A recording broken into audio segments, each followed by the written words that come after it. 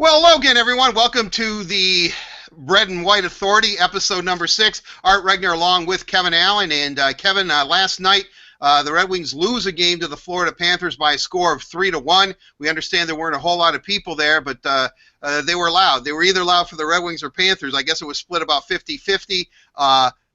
Mrazek kind of out of position. I think over cheating a little bit to one side. Jaromir Jagr, his boyhood idol, scores a goal. But the Red Wings really, if you look at it, and this is probably just not to the Florida game, Pavel Datsyuk out, Darren Helm came in, provided some spark. Yet again, as much as they're playing hard and they seem to be in position, guys like Nyquist, guys like Tatar, and poor Yurko just seems, he can't, hit the net at all. How worried should we be? Because Datsyuk is hurt. He's not going to play tonight against Tampa. He may not play Sunday afternoon against St. Louis. They don't know. Helm is back, but, how long is it going to take him to get up to snuff? I mean, should we be worried about this Red Wing club? Because it seems everybody that's just in front of them and just behind them all seem to be getting points, and Detroit now is not. Yeah, no, that's absolutely right. And if you look at their division, the Tampa Bay Lightning and the Montreal Canadiens are humming along. We know what they're all about. The Boston they have rediscovered that they are the Boston Bruins. They know what that's all about now. And even the Florida Panthers are making a little noise. So there's everyone seems to be peaking at the right time, and all of a sudden the Red Wings, it seems like they've lost their confidence. To be sure, I mean, they're not playing the same way they did early in the season. And when you have an aging superstar like Pavel Datsyuk, you almost have to expect that there's going to be injuries. It just seems, having covered the league for a long time, when guys that get up in age, they end up getting little nagging hurts that aren't as easy to play through as they were when they were young. And the Red Wings are still at that stage. I mean, they're a developing team where they need all hands on deck, and it was painfully evident that how much they missed Darren Helm when he was out of the lineup, and now he's a little stale, a little rusty, trying to getting back up to playing at his best level, and now they have Datsyuk out. So I think everything has sort of come together, and the Red Wings now, I think before. Babcock seemed to indicate they had the blahs, which seemed to me to be an accurate assessment. Now I'd say this is a full-fledged slump. I mean, this is a team that's not, performing well, either offensively and defensively. And as I've said in previous podcasts, to me, their offense really relies on them playing really strong defense, because when they play strong defense, the puck comes out of their zone in a hurry, and it gets it up to those guys who have speed. I'm talking about Tatar, Nyquist, and now Helm, guys that can get through the neutral zone with quickness, and they seem to have lost that ability. They're just not sharp, defensively, and they're paying a price offensively. Well, it's interesting when you hear the post-game comments. Henrik Zetterberg last night and Mike Babcock, they weren't really down on the team. They said, we did a lot of good things. One thing that they're concerned about, but this has been prevalent, I think, for the last several seasons, is that the Red Wings, Mike Babcock always says start on time. On time, and very rarely does this team seem to start on time. I mean, I'm sure there's somebody out there now going, well, wait a second, 3 weeks ago they scored 4 goals. Okay, I get that, I understand that, but for the most part, they don't. But Babcock, instead of being angry or upset, he last night was almost preachy. He didn't say they had the blahs or anything, but what he was talking about is he was saying, look, we did a lot of good things. We're getting close. And I think he's actually talking about scoring. If a couple of guys could get on a little bit of a streak, and perhaps that could turn it around. And I wanted to ask you specifically about Pavel Datsyuk, because, Kevin, is it me? I watch him play. He gets hit once in a while, but usually he's able to avoid it. He goes into the corners. He's a complete hockey player. I think we know that. And he's a great hockey player. How does he get hurt? I mean, I never know until after the game. The next day they say, oh, he's out for 3 days, or out with an upper body injury. And I'm trying to think, okay, is this just wear and tear? Naturally, something gave out, because I never see it, nor do they ever show a replay of saying, wow, Datsyuk might have tweaked something there. I mean, it's kind of odd. I mean, Zetterberg, he gets punched in the face in the face-off circle against Dallas. He's out. Yeah, I could see that happening. But, man, with Datsuk, his injuries, and I'm not saying he's feigning it or anything. I don't mean that. It's just, when does he get hurt? I just don't, to me, watching and then the announcement, they just don't seem to coincide. I don't know. Maybe it's... I know exactly what you're saying. I think what we can say is that his ability to hide pain is one of his many abilities. Because I mean, I agree. When I saw the story, I'm going, well, when did that happen? I mean, you just, there was no. Usually, there's a smoking gun in all of these cases, and in his case, you're absolutely right. I guess it must be happening behind the play. He always is a little feisty behind the play. Maybe it's one of those type things. So, yeah, I'm going to have to take this, but I'll be right back. Can you? All right, sounds good, Kevin. All right, Kevin, and he'll tell us who he's talking to too. I'm sure the people of Detroit will want to hear that. And I'm not going to spoil the surprise. So I'll go on a little bit here. One of the things that I've been talking about lately and that people have really contacted me and asked me about is this fact that I seem obsessed with wanting to trade Peter Mrazek. And that's not the case. That is not the case. I mean, I've been told from several different sources that, over the Red Wings have decided that, if they were to make a move because of Jimmy Howard's contract status, and I know Kevin and I have talked about this, and maybe the play of Jared Careau, what they would end up doing is that they would end up maybe having to make a move, a significant move, and primarily I think to bring in somebody to play perhaps with Dylan Larkin, whom they like very, very well, the fine freshman center for the University of Michigan, Dylan Larkin, who last night against Wisconsin had 3 points, a goal, and 2 assists. Big hockey game tonight in the Big Ten Conference against Michigan State, but that Larkin may not be long for Michigan. I know Red Berenson's going to hate me to say that, but the Red Wings are really trying to look at this team and trying to piece it together and figure some of the missing pieces, they have some assets to trade. But if they really wanted to bring in a consistent, young, high-scoring winger, they would have to give up somebody for that. And that somebody would be perhaps a Peter Mrazek, just because Jared Careau seems to be playing well in Grand Rapids. Jeff Blashill has done wonders with that team, much like he has done at every stop where he's been a head coach. Jeff Blashill is a great teacher and is able to communicate and make young players feel good about themselves and give them confidence. So, that is my point. I'm not saying, and the way Mrazek played, I mean, I know he lost last night, but the way that he played against the Pittsburgh Penguins last Sunday, and remember, I think he was pulled in Pittsburgh earlier this year, and he, but he played very, very well this time around. I know he was pulled against Tampa, but I didn't think he played poorly last night. He just seemed to be a little bit off on his angles, and I think in this league, unless you play perfect, and I think Mike Babcock said it best last night after the game. He said, "Listen, it's tough to be a goalie in this league," and and I think that he was, he was certainly right about that. So, but again, I want to make this clear. I am not advocating. I am not saying that Peter Mrazek should be traded. I am saying that during the course of discussions, on occasion, his name has been brought up in case the Red Wings really wanted to make a blockbuster or a splash. They feel that even though they have a plethora, shall we say, of young defensemen who seem to have gotten it and are making the transition, and many of whom, and some of them right-handed shots that could be Red Wings fairly soon, they're looking more, I think, at a forward and maybe a right-handed shooting defenseman. I'm not going to lie about that, but I think a forward that can score. Consistent goal scorer. Now, a name that I've kind of thrown out as an example has been Jordan Eberle of the Edmonton Oilers. It seems that he is, he's been mired in a slump, but, Edmonton, my God, that team is, they're almost as messed up as the Maple Leafs. What will happen is that, that he's the one that's fallen out of favor. For years we've heard that the Oilers were going to have to trade somebody. They kept drafting. They get number one pick. They kept drafting all these forwards. There's just not enough ice time and not enough pucks to go around. So, But I'm not saying it's going to happen. I'm just speculating from things that I've heard.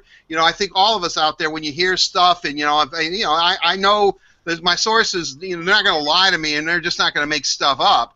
I believe these people, but how serious is it? Is it just in passing? I don't know. But again, for the 100th time, I am not advocating trading Peter Mrazek yet. And who knows, Kevin said something too. You never know. Maybe it's not Mrazek. Maybe they try to trade Jimmy Howard. He has 4 years left, I believe, on the last deal that he signed, and it's kind of cap friendly to a point of like $5 million a year, I believe, and it's pretty affordable. And there are teams that are looking for goalies because Jimmy is no slouch. But then again, what are you going to do? You hand the job to Mrazek, have the monster come back, but he's always hurt. He can't stay healthy, unfortunately. So then, is it him, Mrazek, the monster, if you trade Jimmy, which I'm not advocating that's going to happen either. And then who do you bring in? Do you bring in, Jared Carew? Do you bring in Thomas McCollum? I mean, then you're down to, if anything happens to Mrazek, you're down to a veteran goalie who, when he's healthy, seems to perform pretty well in Jonas Gustafsson, the Munster. But if you but if you don't sign him and you go real young, I mean, you're going real young with what will already be a young team. So, I wanted to clear that up. I also wanted to talk about a couple things that I've written about and that I've also talked about on the radio, and Kevin and I have talked about at length, that if Mike Babcock decides to go, who would replace him? And I am under the impression, especially now with Grand Rapids being on this 18-game streak of not having a loss, I would say it has to be Jeff Blashill. I know for a fact that Jeff Blashill would like the job. I know that he was born in Detroit, father of former police officer, as we've said. I think it would be Jeff Blashill. Another guy that the Red Wings are really high on and have been impressed with is Tony Granato, and this is his first year here in Detroit. His brother is over at the development program and coaches the under-17 team, so he does have family here, maybe kind of they'd like to keep Granato around, but I think they would probably give it to Blashill. Now, certainly that is, unless something happens to Todd McClellan, who's we all know Mike Babcock's assistant when the Red Wings won the Stanley Cup under Babcock, who's been now the longtime coach of the San Jose Sharks. There's a few things going on in San Diego that maybe Todd would like to divorce himself from. I think he's happy there, but he is a great coach. I know that he is very well thought of. Perhaps they do that if they don't think Blashill's ready.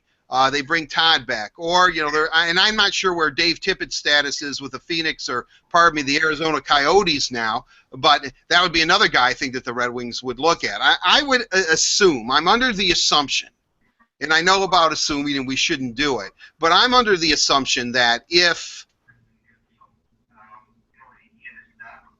he leaves, if Kevin's conducting his interview, I don't know if you can hear that in the background a little bit. If he leaves, if Mike Babcock leaves, and I'm still leaning towards that he's going to stay and that he isn't going to go anywhere, but if he leaves, if Babcock leaves, I would think that that the Red Wings would give the job to Jeff Blashill first and foremost, unless they really felt that he needed a couple of more years at the AHA level because he's under contract for 2 more seasons after this one. Then if that were the case, then maybe Tom McClellan, maybe Dave Tippett. But again, as I was about to say, I'm under the impression if the Red Wing job is open, there's going to be candidates. I think that Ken Holland's phone will be ringing off the hook from people that would like an opportunity to coach one of the premier franchises in the NHL. Not only are they an Original Six franchise, not only have they won more Stanley Cups than any American franchise, but they've made the playoffs 24 consecutive seasons. They seem to have a nice core of young players. Grand Rapids, as I said, has been on a tear lately. They could be the talk of hockey, really, if they were a professional team doing what they're doing down at the AHL level. So, I mean, again, my point is I think that Jeff Blashill has done a tremendous job. If Babcock leaves, I can't see how they don't give it to him, or at least he should be top on their list. However, again, you never know if some veteran coaches that they like become available. Maybe that happens. Maybe they will. Maybe that. Maybe you see Todd here. Maybe you see Dave Tippett. I'm not sure. But anyway, those were a couple of issues that I wanted to clear up. And now it looks like Kevin is back. Kevin, how did it go? We sort of heard you in the background. We didn't hear what you were saying, but we could hear some chatter. Yeah. Well, welcome to live podcasting here. So, I'm in Tampa, and I'm doing a story on almost a tale of two cities. I've talked to people down in Florida about what's going on with the Panthers, and they're at a different place, obviously, than the Tampa Bay Lightning. And I was been in Tampa for a couple of days, and I've been talking to the players and the management group of the Lightning, and sort of talking about how they've gotten here, and a lot of that obviously is Steve Yzerman. And I've been trying to get Steve Yzerman's a little stealth. He's he slips in and out. He's got a lot going on, so you got to try to grab him when you can. So I knew when he called that I wanted to grab him. It's been just a I was trying to commend him on putting together this team, and basically he's typical Steve. He said, well, we're not anywhere yet. All he said is that I asked him if this was the sort of team that he wanted to build. He goes, well, not really. He said I've improved it, but we really haven't proven anything. But when I watch this team, and I'm sure when you see it too, what I see is one of the best offensive teams in the league, a skating team, a fun team, a very entertaining team. Not dissimilar to what we used to see in the 1990s when the Red Wings would roar up the ice, and Yzerman was a big part of that. Not only do they win in Tampa, but they win in an entertaining fashion. And for those who have never been to a hockey game in Tampa, it's an entertaining event. Like they make the fan experience a big deal. And they have this. If you're a season ticket holder, you have a discount on all of the concession stand items and when you buy at the shop. So if you're a season ticket holder, it's almost like you're part of a special club. And in many regards, is sort of a modern Mike Ilitch. Mike Ilitch has been around forever, and most people view him as a model on how to be an owner of a team, a guy that's committed and passionate and cares and does whatever he can to be competitive. Well, Jeff Vinik, who's only been around 5 years, is the sort of the modern equivalent of that. He doesn't have the history that Mike Ilitch has, but he's put a lot of effort into this team. And he said when he bought the team that he wanted to make the Tampa Bay Lightning the Green Bay Packers of the National Hockey League. And I think what he meant by that is that it was a team that was very important to the community, that maybe wasn't a large market, but every year, would be competitive. And I think they've really been successful at that. And Yzerman's been a big part of it. And, he's a humble guy, so you can't get him to admit that. In fact, the worst thing that the only thing that I know of that Steve Yzerman is bad at is talking about himself. He's not very good of talking about what he has accomplished. That's just not his thing. He's a team guy. But he talked about his owner, and he talked about what's happening here, and he talked about the young second line that he has going here, led by center Tyler Johnson and Palat. The fact he has two really good lines. I mean, when you can't tell whether or not that Steven Stamkos is on your first or second line, it says you got a pretty good offense. So the Red Wings have the work cut out for them this evening. I mean, this is a very good Tampa Bay team, and the Red Wings haven't figured out how to beat them yet. So, yeah, this is a very important game for the Red Wings. Right, I think it is. Before we get into looking at tonight's game, I wanted to ask you a little bit about Stevie. I think, and it may be because I'm such a uniform buff, and maybe this is just me reading way too much into it, he took the Tampa Bay uniform and simplified it, almost made it look like the Toronto Maple Leafs in color and scheme. And really, it is the most non-threatening lightning bolt I think I've ever seen on a jersey. But I think that he did that for a reason, because by simplifying everything, I think that's kind of the philosophy of the way that he runs this team. Instead of having all kinds of variables, he's very focused. He knows what he needs to do, and he sets about and goes about and does it. Yeah, no, I think it is symbolic. I completely agree, and he has a very clean strategy. And by that I mean, it's not convoluted. When you talk to Dean Lombardi, for example, of the LA Kings, he can make hockey sound like it's a physics experiment. Right. He's got Of he course, starts at Harvard, talking. yeah. And I always want to stop Dean and say, "Hey, Dean, just get one more goal than the other team. And that's all we're trying to do here. That's all we're trying to do." And I say that in jest because he's just a great guy. But he makes the game complicated. Steve Yzerman is just the opposite. He knows what he's trying to do. He wants his power play to be good. He wants stingy penalty killing. He wants a speed team. He wants a defense that is mobile and can move the puck out to get it up to that speedy forwards, and they don't deviate from that. And he's was a 25-year Red Wing, so he knows you got to build through the draft, and they have drafted well, and they've got a lot of good young players. He's they have a lot of talent coming up. He's really not only renovated the whole, since Yzerman showed up, I think from that 2011 team that made it to the conference final, there's only two guys remaining on that: Stamkos and Hedman. Steve Yzerman's turned over the whole roster since 2011. It'd be that would be like Yzerman and Lidstrom staying on this team or something, Pretty much, yeah. No, that's exactly what it is. I mean, Hedman is their version of that, and has actually been. I think Hedman would have been a Norris Trophy candidate had he not gotten hurt and missed all those games. I mean, he was playing at such a high level, and Stamkos, because the Tyler Johnson line has gone so well, it's almost like we've stopped talking about Stamkos. But other than Ovechkin, is there anyone more dangerous from 15 feet out than Stamkos? I don't think so. He's got the great wrists, the great hands. And just a great guy. Like he's one of those guys that, because he is not in New York or Toronto, we don't talk about. But he is a tremendous player and a good leader on this team, and does the right things.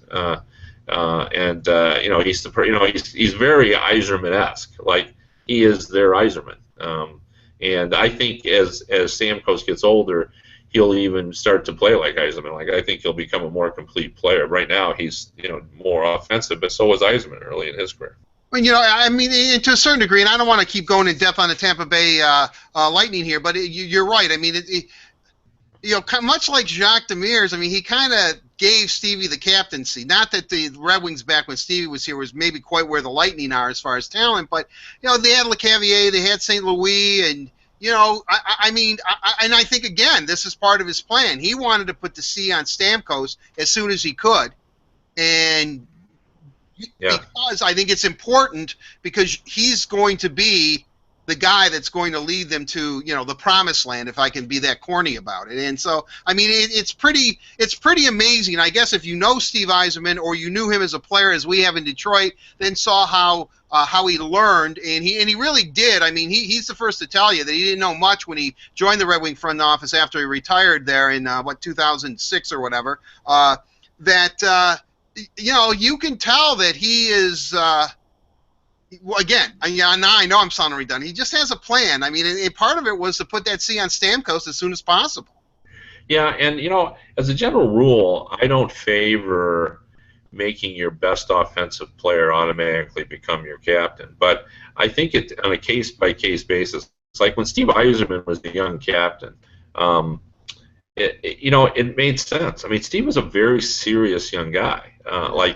You could tell that he was deserving of wearing that rank. Even as a young guy. The veteran players took care of him. Gerard Gallant, who's now the Florida Panthers coach, was very influential, and everyone just knew that Steve was ultra competitive and wanted to be better. It works for Sidney Crosby. Again, a very serious young man.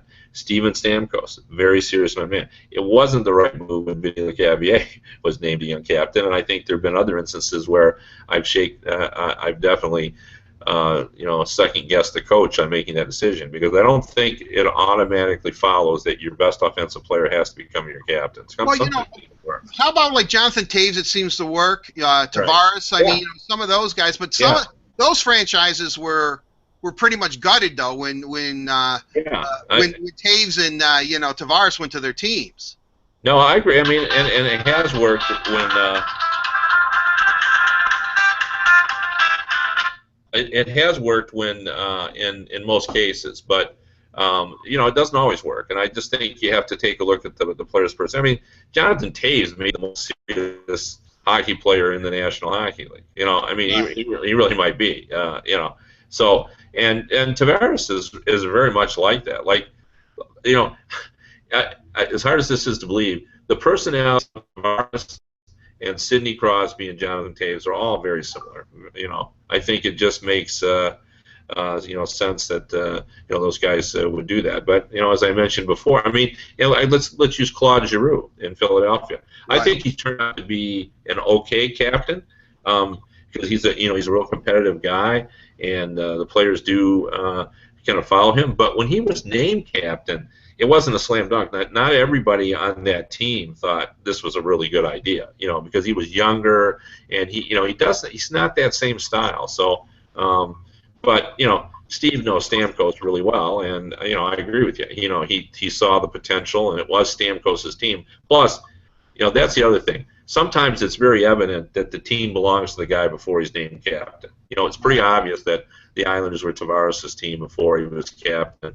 It was pretty obvious that the Lightning were Stamkos' team before that as well.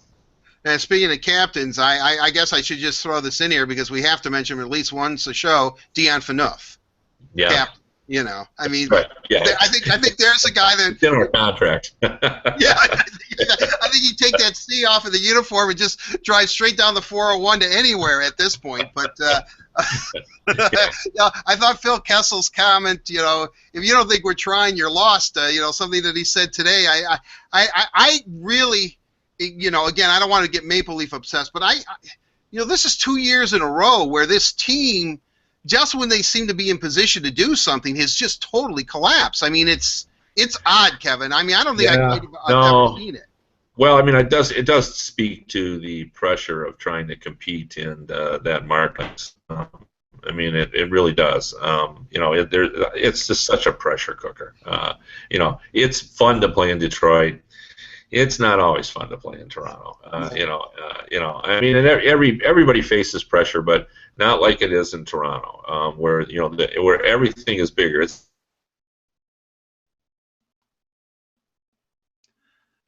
Yeah, everything. You're right. Everything is bigger. I mean, it's when you just have to go there, and you can see how the Leafs are treated. Yeah. Yeah. No, that's exactly right. So, I mean, I think that most of those players they're going to end up traded. I think that when they're going to admit later on they were happy to be out of there. Well, yeah, I'm sure they will. Although Toronto obviously is a great city. Every time I go there, it seems like they've added another 1 million people in population. I mean, it's just constantly growing and growing and growing. And of course, I'm a big Toronto Argonauts fan. I always love the CFL and Argos. I just want to get that in there. But with all that said, let's turn to tonight's game. Well, you know what? I want to ask you another question. You said you talked to some of the Lightning players. Did you talk to, and listen, I know he wasn't a real quotable player when he was here in Detroit, but Val Filppula, does he see similarities between the team he's on now and the Red Wing teams that he played for? No, I actually have not spoken to him yet, but I do intend to actually ask him that tonight, after the game. But, I mean, he plays the same role on this team as that he played on the Red Wings. I mean, he is a he's a guy that can play in the top six, but doesn't always play in the top six. And he plays he's a pretty valuable secondary scorer. But I think the frustration with him in Detroit was always that he should score more than he did. They always wanted him to shoot more, as we always recall. And I think it's very similar in Tampa Bay. I think they're very pleased and happy to have him. He's a pretty valuable contributor. But his numbers aren't where maybe they thought he would be when they first got him. Well, yeah, it's interesting because last year I asked Steve. I said, it was right around I don't know in early November or something. There was a weekend game and Steve was there, and the big question was, is he going to play in the alumni game of the Winter Classic? I mean, that's why everybody was around him, and so he held court a little bit. And I asked him. I said, Steve, I want to ask you about Val Filppula. Did you sign him? And let me ask you, because when you were a player here, although you had some great centers, I mean, Draper understood his role. Larionov obviously wasn't going anywhere, and then it was you and Sergei for the most part, and you weren't going to be,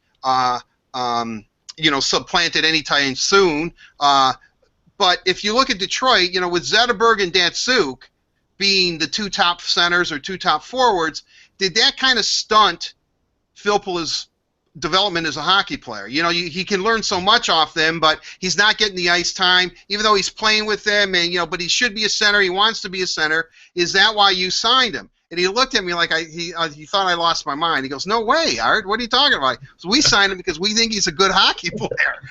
I think he's a good hockey player. I don't think because of the Red Wing system, because they have two, he goes, really great players. He goes, and he said this. He's, I don't know if the league really does know, especially in this conference, meaning the East, because the Red Wings didn't play, up until last year in the Western Conference. He said how good these two really are. He goes, but no, Filppula is a really good player. That's why we signed him to the deal. And of course, now Red Wing fans are lamenting. Of course, hindsight always 20/20. It looks like that they chose Stephen Weiss over Val Filppula. And at this point, who would you rather have? Yeah, but I always felt that Filppula was ready to move on. I think he felt that opportunities were limited, and I never had the impression that he wondered. I think Babcock was trying to push him to be a player, and I don't think he hated Babcock or anything, but I just think he felt like it was time for a change and to go elsewhere, and maybe he could blossom and maybe become a top line performer. Maybe every number 2 center believes they're a number 1 center, and I think he saw that as an opportunity to get out from and maybe spread his wings a little bit more. So I'm not sure that they really had a great opportunity to re-sign him. Saying all that, I agree with you. They would rather have Filppula than Stephen Weiss. It just hasn't worked out. Right? Yeah.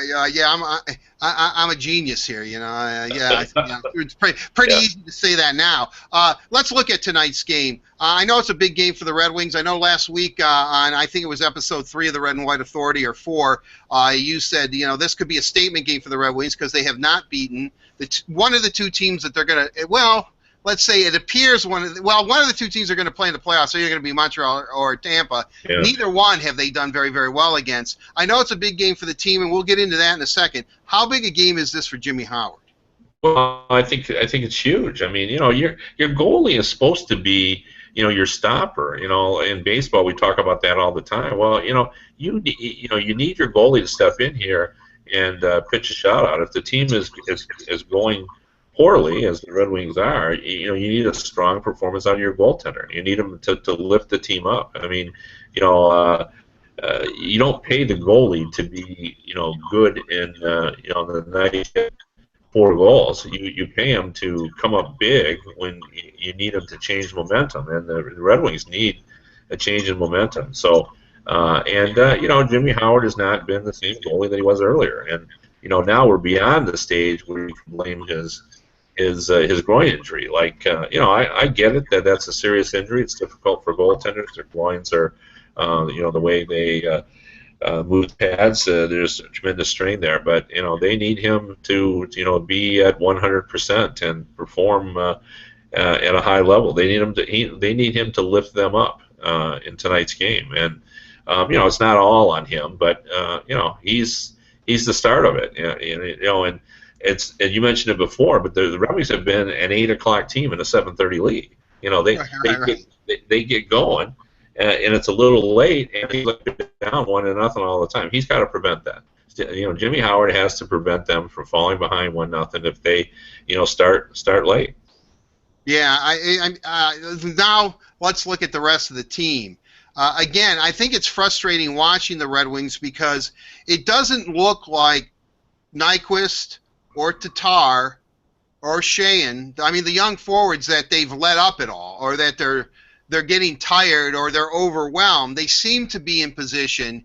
It's just that they're not scoring. I mean, is that what, the old, I guess, cliche or adage is that, hey, they need a fluky goal then. They need something to get them kind of out of it. Or if you talk to players, they just say, we got to keep doing it. And I guess that was the tenor of what Zetterberg and Mike Babcock said last night after the 3-1 loss of the Panthers is, we're doing a lot of good things. I mean, we're in position. It's not that we're playing poorly. We're just not scoring. And I guess, Kevin, I'm asking you the multi-zillion-dollar question. And if you have the correct answer for this, you will be paid handsomely by all 30 teams in the NHL, I'm pretty sure. How do you get a team out of a collective scoring slump? Because that's essentially what's happening to the Red Wings.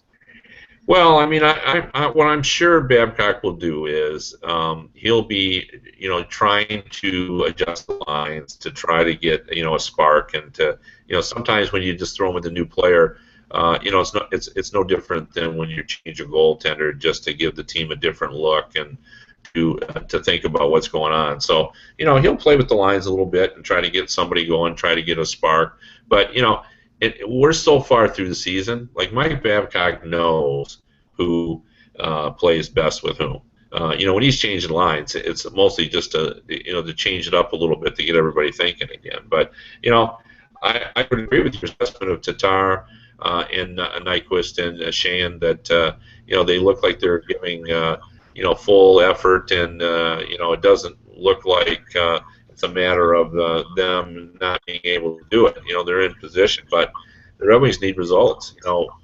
The difference between Zetterberg and Datsuk through the years is a lot of guys look good and have a lot of skill, but they've produced. And now it's Tatar and Nyquist's chance to be those guys that, when the Red Wings need them, not only do they have to look good and for people to marvel at their abilities, but they actually have to put the puck in the net. And, that's a hard line, but, that's why they're on the team. Nyquist and Tatar, if you ask Mike Babcock what their jobs are to score. That's their first and primary responsibility. That's not Darren Helm's number one priority. That's not Miller's number one priority, or those guys down in the third and fourth lines. But it is their number one responsibility is to get the puck in the net. Right. I wanted to ask you, Kevin. Right now, it does look like the Red Wings are going to play either Tampa or Montreal, probably finish third in the Atlantic Division, unless Boston or maybe even Ottawa catch them. If they fall into the wild card, and it appears now, I think Washington has just as many points as Detroit, or maybe the same, do they still play, because the playoff format changed last year, and people have asked me this, and I was unsure. I'm still under the impression then that if Detroit falls into the wild card slot, no matter what slot it is, that they will play the first place team in the Atlantic Division, whether it be Tampa or Montreal, and the 2 and 3s play for the first round, and then it's kind of reseeded. But then again, I was unsure about that, so that's what I want to ask you. Could they essentially go over and play, like the New York Islanders or whomever is first in the Metropolitan? Well, if there's two from one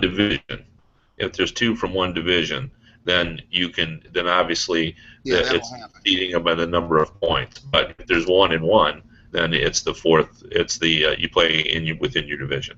Right. Okay. So essentially, they're still going to end up playing either Montreal or Tampa, and probably get on the road. Yeah. Oh yeah, for sure. Yeah, they're probably going to be on the road. Yeah, but if you're a Red Wing fan, you've got to be rooting for Montreal. Like, of course, it's the torture either way. You either get a great goaltender that you have to face and Carey Price, and Bishop seems more mortal than Carey Price, but Montreal has trouble scoring, and you look at their roster, like up and down their roster. If you compare that to the Red Wings roster, you think the Red Wings can be just as good. If you can find a way to beat Price, you can win that series. I believe that. Tampa Bay is a different animal. I think Tampa Bay, when you look at the matchup with Detroit, that's so much talent and speed. And the Red Wings, this is a speedy team for them as well. But you're dealing with Stamkos and then that great second line. Callahan, now they've added Boyle, and that defense is so mobile now. Strawman, and nobody talks about Garrison, but that's been a great addition that Yzerman made. He's been perfect for that team. And Hedman is, as I mentioned before, a Norris Trophy caliber team. Matt Carl's coming back. This is a Lightning group that can move the puck up to the forwards, and they, as speedy as the Red Wings are, the Lightning are right there. They're more dangerous. Their guys are producing at a high level. The Red Wings have a lot of skill, but it's been a little bit inconsistent in terms of production. The Lightning's production has been consistently strong all season. Yeah, my biggest fear, and maybe it sounds crazy, and not because I'm such a big Original Six fan, is that the Red Wings are having problems scoring goals now. The last few years in the playoffs, they've had problems scoring goals. Do they have a better shot against Montreal? Because Tampa's the type of team, because they are kind of the Red Wings of old to a certain degree. Once they start scoring, it just seems to come in bunches. Although I understand playoff hockey is different, but I guess any way you look at it, to sum it up, whomever the Red Wings play in the first round between the Lightning and the Canadiens, it's going to be a tough out. Oh, for sure. It's double indemnity. There's no doubt. Like there's, both of the teams, they've performed better than the Red Wings, all season. Up until just recently, the Canadiens were among the most consistent teams in the league, and they've fallen a little bit in terms of their consistency. But again, I just think the Montreal offense is ranked down in the lowest 7 in the league. This is not a strong offensive team. So if you can get some goals against Price, you can beat them. Montreal has to work to get goals. This is not the 1970 Guy Lafleur Canadiens when they can come flying down the ice and drive it in. Pacioretty's a nice player, and he's a dangerous player, and Plekanec is a quality center. But after that, Galchenyuk is young. They've got some guys, but the Red Wings forward group, in my opinion, is much stronger than Montreal, and defense wins. Montreal's defense is noteworthy, but Markov is not a spring chicken, and Subban takes some chances now and then and gets a little bit caught out of position here and there. So they could be vulnerable. I would still stick with, I think I'd rather play Montreal than Tampa Bay. Yeah. Well, we'll see. I mean, when we look at the Red Wings, and I know we're going to have plenty of shows to talk about this, but everybody keeps asking me. I mean, the speculation's growing, and even though we've been on top of this for months now, well before anybody else, about Mike Babcock's future, or speculating on it, or what the Red Wings may or may not do. And I know when you were off Mike and talking to Steve, I was talking about, I'm not advocating trading Peter Mrazek. Nor am I, and I'm speculating about what's going to happen with Mike Babcock. But a lot of what the Red Wings are going to do this offseason, and I think it's going to be a pretty fascinating offseason for Detroit, is really predicated on what this team does in the playoffs. I mean, if they're bounced in the first round again, or can't get out of the second, I'm not so sure, and I'm not trying to cause trouble here, that maybe Babcock looks at it, maybe the Red Wings look at it and say, maybe we've gone in this 10-year period as far as we can go together.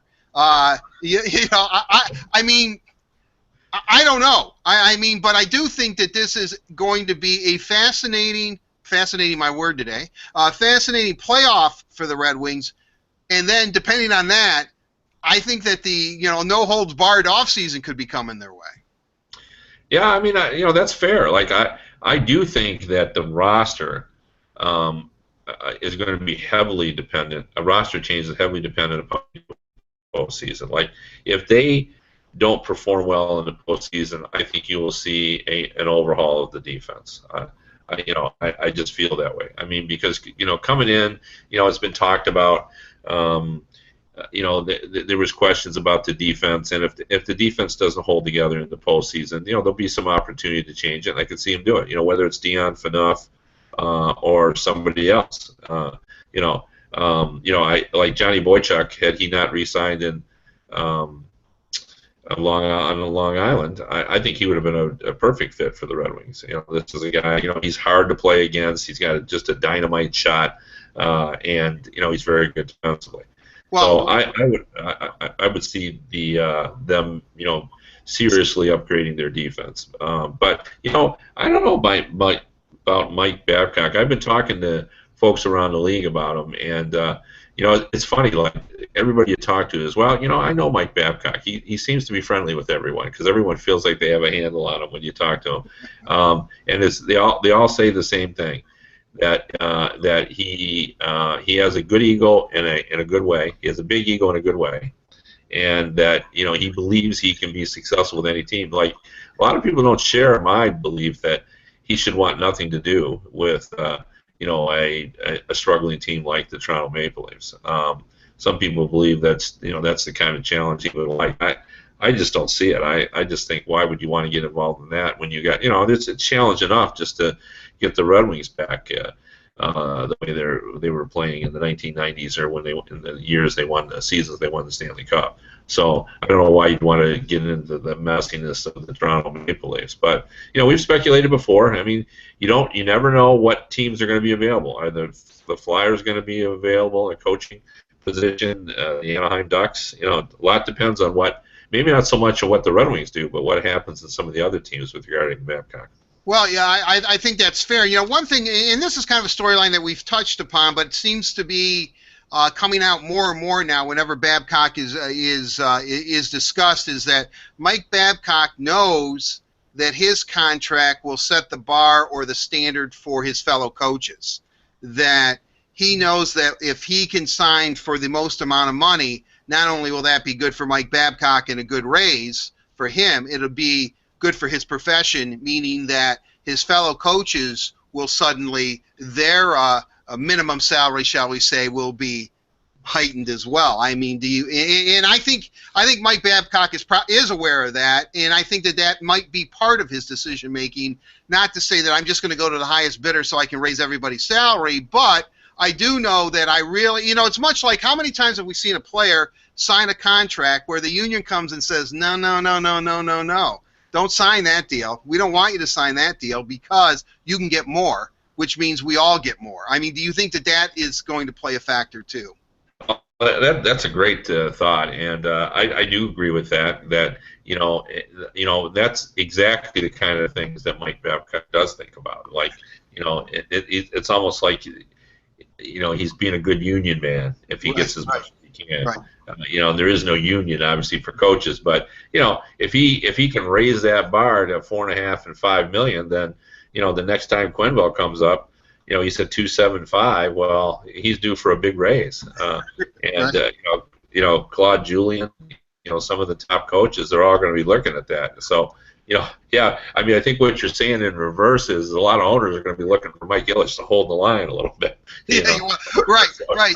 Yeah. And maybe the problem is it's probably not going to be Ilitch, although I'm sure that he's kind of raised the bar a few times as far as player salaries go, and some of the money that he was willing to pay when there was no cap. But certainly, I think when you look at it, it's the thing is that there could be an owner out there. We mentioned Ed Snyder. Who knows what Toronto's going to do? They're a $1 billion empire over there, which is astounding that a $1 billion empire is run as incompetently as they seem to have run as of late. But that's for another show. But that it might not be Ilitch. It's going to, as we've talked about on previous shows, he might draw the line in the sand. I'm worried somebody else is going to, just kick that line out and jump right over it.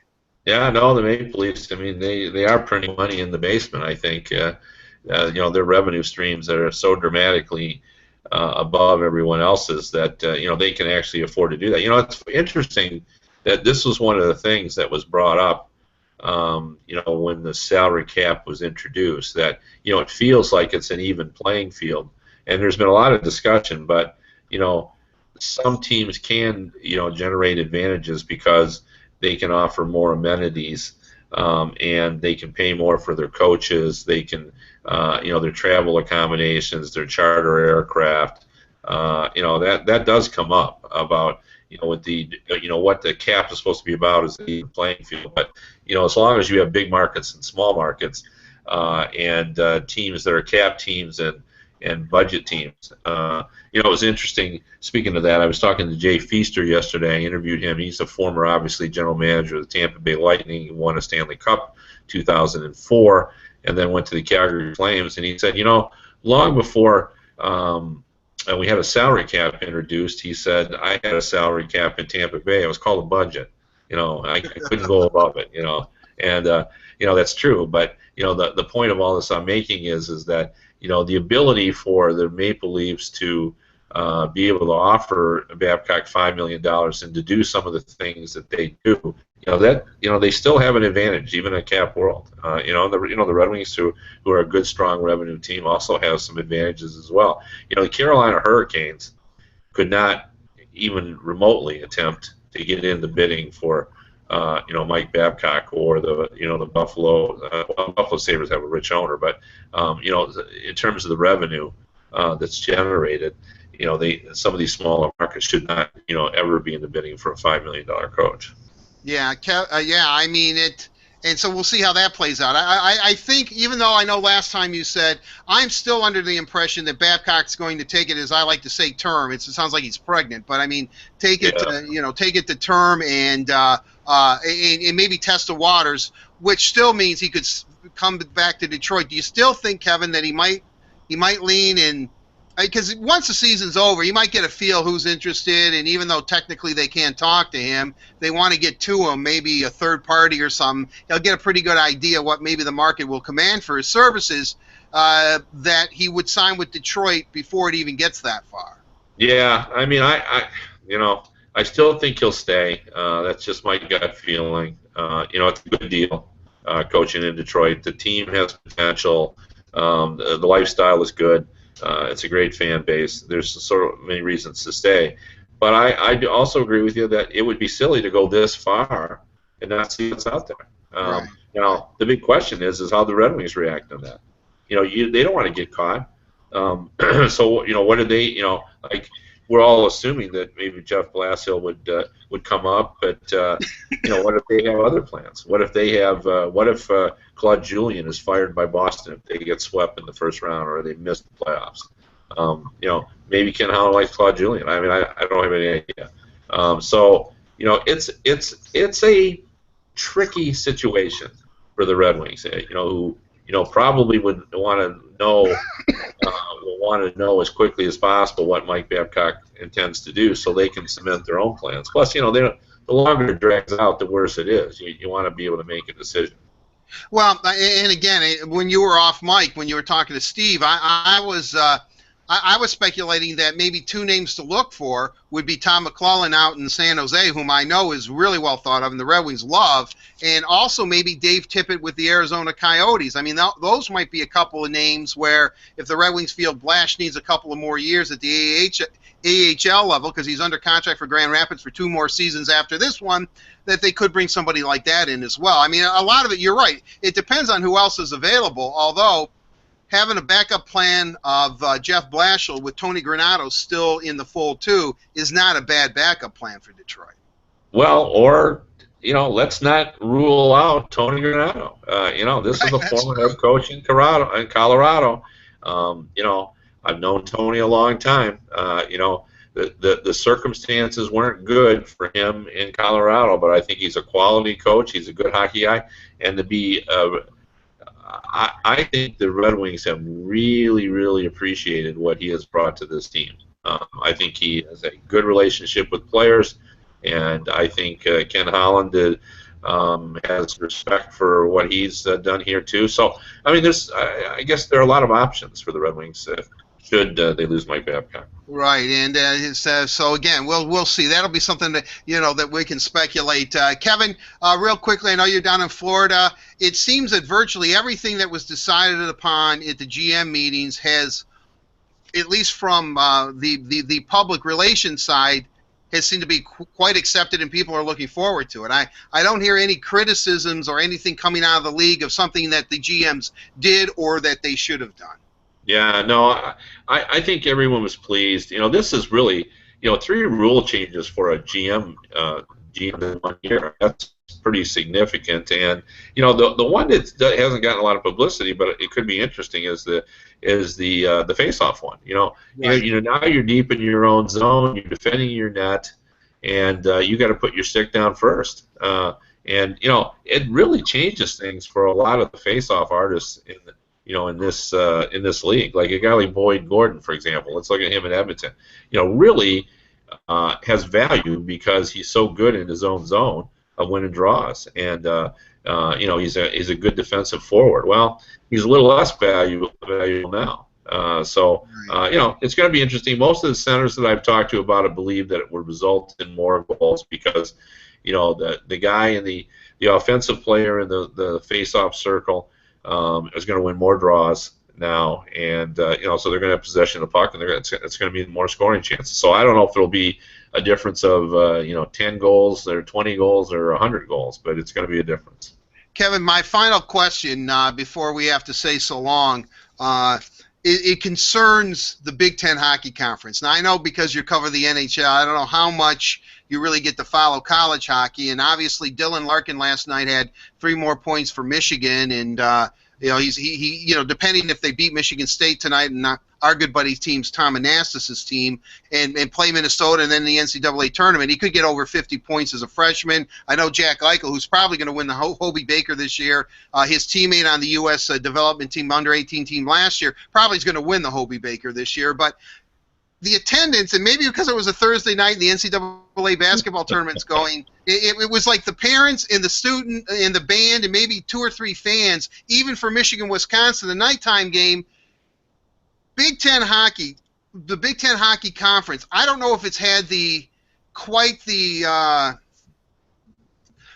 impact that many thought it had, or do you believe, and this is my thought, is that you have a 14-team conference, probably soon to be 16. You need more than 6 teams in your conference playing hockey, or else bring in a couple of other schools, such as, shall I say it, a Notre Dame and maybe Miami, and kind of fill it out a little bit, because it just doesn't seem to be generating any kind of buzz whatsoever.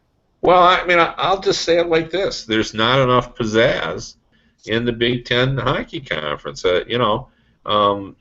6 teams does not make a good postseason tournament. You need league teams, and I agree with you. I mean, I think when people had this idea that the Big Ten should be together, like there's a lot of logic to it, but there's not a lot of sizzle to that group right now, and Notre Dame would spice it up a little bit. There's no doubt about it.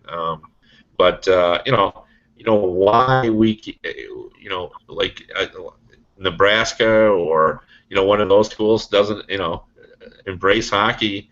There's certainly a lot of hockey in Nebraska. There's the United States Hockey League team, so there's an opportunity there. They really do. They need to get some other Big Ten teams to start hockey, because it is a revenue producing sport. Like I've been to United States Hockey League games in Nebraska, and they're big, and they draw really, really well. I just couldn't imagine that it wouldn't draw if they built a rink out there at the University of Nebraska, or in some of those other schools. Well, I mean, for Red Wing fans, Gordie Howe's first professional team was in Omaha. Yeah, exactly. So. Yeah. It really has not been the kind of it just doesn't have that they expected it to have. No, it certainly, and it's a shame. I mean, last year too in Minnesota, the state of hockey, there was virtually nobody there either. I mean, especially because I think it turned out to be Wisconsin, Ohio State in the championship game. At least here in Detroit, either Michigan or Michigan State is going to play in the championship game against either Ohio State or Minnesota. So maybe that'll draw up the numbers, but it's just not happening. The school that I always thought should have a Division I hockey team in the Big Ten would be Northwestern. I mean, yeah. Harvard has it. Although Ivy League schools have Division I teams for the most part, that would be a sport that that a school like Northwestern would gravitate to. But from what I hear, and through Penn State, you need a benefactor who's going to shell out like $35 million in order to get the program going. Yeah, I mean the cost of the arena is the great right. It makes it difficult, and in Title IX. But what I always say about that is you bring in men's and women's at the same time. Because women's hockey is one of the fastest growing sports, so and that usually does pretty well at the schools.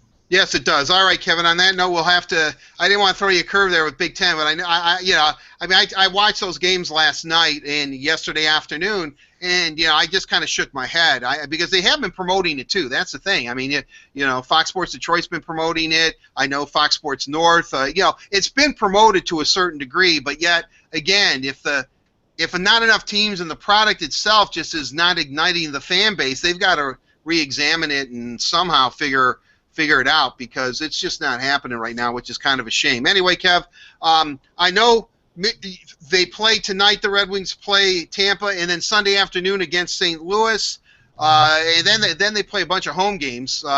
I'm looking. We could probably, if you want, depending on what your schedule is, we could go Monday if you wanted to, or we could go Tuesday. Simply because the Red Wings have two big games coming up in the next 3 days against two really good teams. Yeah, no, I think we should go Monday, and we could sort of talk about the Sunday game, and then preview the games that are at home. So let's go Monday. All right, sounds good, Kevin. I'm a little bit envious because you're down there in Florida, although it's pretty nice out here in Michigan today, and also because you got to talk to Stevie and see everybody tonight. So enjoy your time down in Florida, Kevin. We look forward to your article in USA Today about the state of hockey in the state of Florida, and also to our next podcast on Monday. Thanks, Kev. All right, see you later. All right, see ya. There you have it. This is the Red and White Authority, episode number 6, with Art Regner and Kevin Allen. Until we meet again, until Monday, enjoy the games, and we'll see you. Bye-bye.